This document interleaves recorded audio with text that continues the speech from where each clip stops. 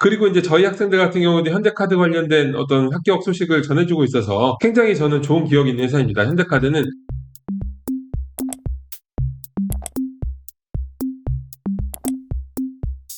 안녕하세요 여러분, 꽃보다 취업 강원 대표입니다. 오늘은 여러분들한테 현대카드 채용 공고를 가지고 왔습니다. 오늘도 공고 부분은 살짝 넘어가고 여러분들한테 직접적으로 도움될 만한 자소서 분석을 집중적으로 해드리도록 할게요. 제가 해드리는 말씀을 글로 보고 싶으신 분들은 블로그에 꽃보다 취업에 찾아가시면은 제가 글로 정리를 잘 해놨으니까 그것까지 보시면 좋을 것 같습니다. 저도 이제 같은 그룹인 현대차 본사 경영지원본부에서 근무를 했어서 굉장히 잘 아는 기업이고요. 첫 입사했을 때 이제 사원증이 현대카드로 나와서 제가 제일 처음 만든 신용카드거든요. 사회로 나가서. 그리고 이제 저희 학생들 같은 경우도 현대카드 관련된 어떤 합격 소식을 전해주고 있어서 굉장히 저는 좋은 기억이 있는 회사입니다. 현대카드는 원래 2001년에는 이제 주 다이너스 카드를 인수해서 설립이 된 거예요. 2003년에 현대카드 M을 시작으로 해서 고객 라이프 스타일에 따라 브랜드를 확장한 이제 알파벳 카드를 잇따라 출시하고 업계 최초로 포인트를 새롭게 해석했어요. 현대카드가 이제 최초가 많은데 이제 최초로 VVIP 카드인 더 블랙을 비롯해서 이제 여기 앞에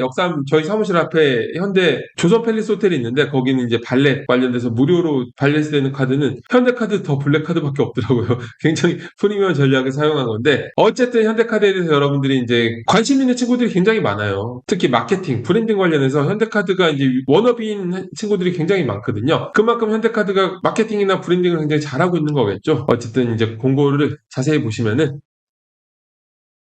자, 근본 현대카드 현대 커머셜 채용은 2024 신입 인재 채용인데요. 마케팅 영업, 지원 관리, 브랜드 직무로 모집을 하고 있어요. 지원 마감은 9월 18일 오전 10시까지니까 꼭 맞춰서 넣으셔야 되고요. 자, 바로 자소서 분석을 할게요. 자소서 분석이 자소서가 두 가지 항목밖에 안 돼요. 현대카드는 지난번에도 두 가지 항목이었어요. 근데 지난번에는 1000자였던 것 같은데 제한이 700자로 줄였는데 아무튼 자소서 항목이 두 가지인데 각각 700자의 글자 수 제한이 있습니다. 자, 첫 번째 항목은 본인의 가치관 형성에 가장 큰 영향을 끼친 경험을 소개하고 본인에게 어떤 영향을 끼쳤는지 작성한 항목이에요. 자, 가치관 하면 어떤 항목을 써야 될까요? 성장 과정이에요. 그러면 성장 과정을 작성하면 되는데 성장 과정 어떻게 작성해야 되냐? 성장 과정의 경우에는 잘못 적는 경우가 굉장히 많아요. 아무래도 과정에 초점을 맞춰서 여러 가지 경험을 나열하는 잘못된 방향으로 풀어내는 학생들이 굉장히 많아요. 그런데 여러분들 스토리텔링이라 하면 기본적으로 경험 하나를 선정해서 딥하게 진행해야 되거든요. 여러 경험을 나열하는 형태로 적는 거 완전히 잘못 적는 스토리텔링입니다. 스토리텔링의 효과적인 방법은 먼저 상황을 제시해야 되고 그 다음에 문제점을 적어야 돼요. 문제점을 명확하게 적어야 글 전체가 탄탄해지거든요. 이게 무슨 문제인지도 모르겠는데 내가 열심히 했어 라는 방향으로 적어봐야 공감되지도 않고 흡입되지도 않아요. 그래서 문제점을 명확하게 적어야 되고 그리고 해당 문제를 겪으면서 얻게 된 역량의 순으로 풀어내는 것인데 해당 과정에서 본인이 수행한 역할을 구체적으로 풀어내야 돼요. 성장 과정 소재의 경우에는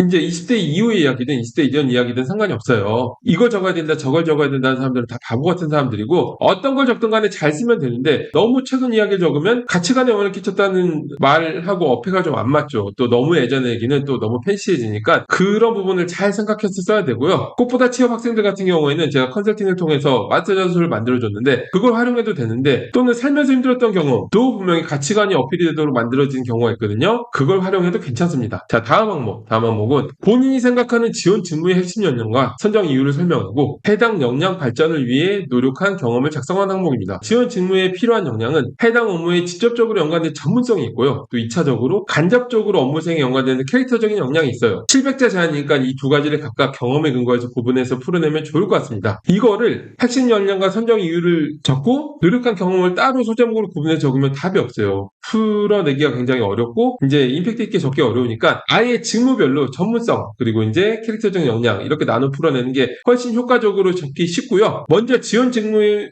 핵심 역량에 대해서 먼저 직무 관련 직전적인 전문성에 대해서는 어떤 경험이 있냐면은 인턴 등 직무 수행 경험, 프로젝트 경험, 대외 활동, 관련 전공 수강 등의 경험을 컴팩트하게 풀어내면서 그게 전문성 형성에 도움을 주었다라는 방향으로 적어내면 좋고요. 캐릭터적인 역량의 경우에는 한 가지를 선정해서 스토리텔링 하면 좋지만 글자 수량을 고려해서 간략하게 스토리텔링 해야 돼요. 꽃보다 취업 학생들 같은 경우에는 컨설팅을 통해서 만든 경력 필서가 워딩이 굉장히 좋아요. 워딩이 어떤 가시기 때문에 거기에 있는 컴팩트한 워딩을 기반으로 전문성 관련 경험을 풀어내면 되고 또 이제 캐릭터적인 역량의 경우에는 마스터 자소서의 스토리텔링 항목들 중에서 하나를 캐릭터적인 역량을 풀어내면 되는데 글자 수를 고려해봤을 때 아무래도 제가 만들어준 것 중에 장점이 300자 중후반으로 만들어줬거든요. 그렇기 때문에 장점을 풀어내면 좋습니다.